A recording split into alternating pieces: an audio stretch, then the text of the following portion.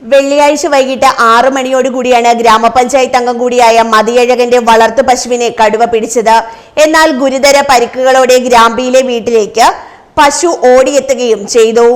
കഴുത്തിനും പുറത്തുമായിരുന്നു കടുവ മാന്തിയ പാടുകൾ കണ്ടെത്തിയത്. ഇതിൽ കഴുത്തിലെ പാട് കൂടുതൽ ആഴത്തിലായിരുന്നു. തുടർന്ന് ഉടൻ തന്നെ വനംവകുപ്പിൽ വിവരമറിയിച്ചതനുസരിച്ച് ഉദ്യോഗസ്ഥർ സ്ഥലത്തെത്തി ക്യാമ്പ് ചെയ്തിരുന്നു. ശനിയാഴ്ച രാവിലെ തൊഴിലാളികൾ ജോലിക്ക് പോകുന്ന സമയത്ത് ഗ്രാൻഡ് എസ്റ്റേറ്റ് 3-ാം നമ്പർ ഭാഗത്ത് കടുവയെ കണ്ടതായി തൊഴിലാളികൾ പറഞ്ഞു. തുടർന്ന് എസ്റ്റേറ്റ് അധികൃതരെയും പൊതുജനങ്ങളെയും വിവരമറിയിച്ചു.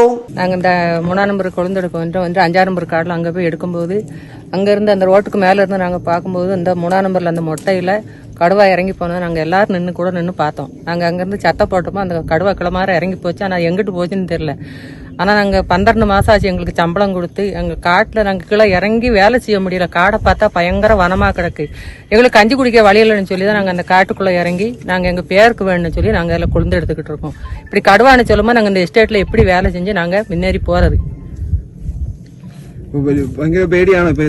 அதான் இப்ப நாங்க அதான் காட்டுக்குள்ள இறங்க மாட்டேன்றது அங்க நாங்க நிற்கும். எங்களுக்கு ஏதாவது முடிவு கிடைச்சாதான் நாங்க காட்டுக்கு இறங்கி வேலை செய்வோம்.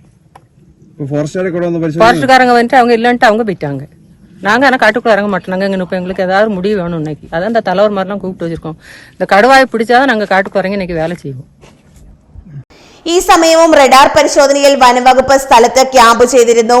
തുടർന്ന് തൊഴിലാളികൾ ജോലി നിർത്തി തിരികെ പോകേണ്ട സാഹചര്യവും ഉണ്ടായി. എന്നാൽ ഇതേ സമയം റേഡിയോ കോളർ ഘടിപ്പിച്ച കടുവ ഈ പ്രദേശത്ത് എത്തിയിട്ടില്ല. മറ്റേതെങ്കിലും മൃഗമായിരിക്കും പശുവിനെ ആക്രമിച്ചത്. കടുവയാണ് ആക്രമിച്ചതെങ്കിൽ പശു തിരികെ വീട്ടിലേക്ക് വരാൻ സാധ്യതയില്ല എന്നും എന്തായാലും കടുവയ്ക്ക് വേണ്ടിയുള്ള നിരീക്ഷണം തുടരുമെന്നും വനംവകുപ്പ് അറിയിച്ചിട്ടുണ്ട്. എന്നാൽ ഇതേ സമയം കഴിഞ്ഞ 2 മാസ കാലയളവിൽ ഈ പ്രദേശങ്ങളിൽ ജനങ്ങൾ ഭീതിയോടെ അല്ലാതെ ജോലിക്ക് പോലും പോകാൻ കഴിയാത്ത സ്ഥിതിയാണുള്ളത്. ഇതുകൊണ്ട് മയക്കുവെടി വെച്ച കടുവയെ ഉടൻ തന്നെ ഇവിടെ നിന്ന് പിടിച്ചു മാറ്റണമെന്ന് ആവശ്യപ്പെട്ടുകൊണ്ട് തിങ്കളാഴ്ച സമരപരിപാടിയിലേക്ക് ഒരുങ്ങുകയാണ് പ്രദേശവാസികൾ. അപ്പോൾ ഞങ്ങളിപ്പോ രാവിലെ ആലോചിച്ചിട്ടുണ്ട്. ഇവിടുത്തെ ജനവാസ മേഖലയിൽ ഈ കടുവ ഭീതി പരത്തുന്ന രീതിക്ക് വരുന്ന സ്ഥിതി കാരണം കൊണ്ട് വരുന്ന തിങ്കളാഴ്ച ഇവിടെ ജനങ്ങൾ മൊത്തം പ്രതിഷേധം നടത്താൻ വേണ്ടി തീരുമാനിച്ചിരിക്കുക. കടുവയെ പിടികൂടി കൊണ്ടുപോകണമെന്നുള്ളതാണ് നിങ്ങളുടെ ആവശ്യം.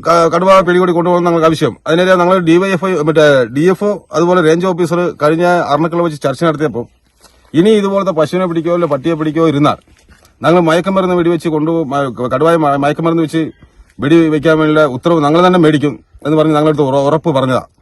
പക്ഷെ ഇന്നലെയും പശുവിനെ കടുവ പിടിച്ചിട്ടുണ്ട്.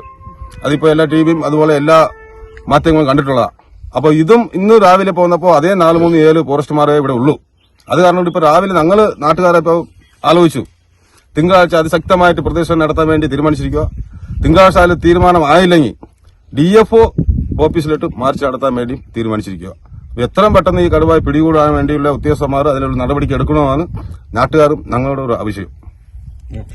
ഇതിനിടയിൽ സ്ഥലത്ത് സ്ഥാപിച്ചിരുന്ന ക്യാമറകളിൽ ഒന്നും തന്നെ കടുവയുടെ ദൃശ്യം പതിയുകയോ 3 കൂട് സ്ഥാപിച്ചതിൽ ഒന്നിൽ പോലും കടുവ കയറുകയോ ചെയ്തിട്ടില്ല.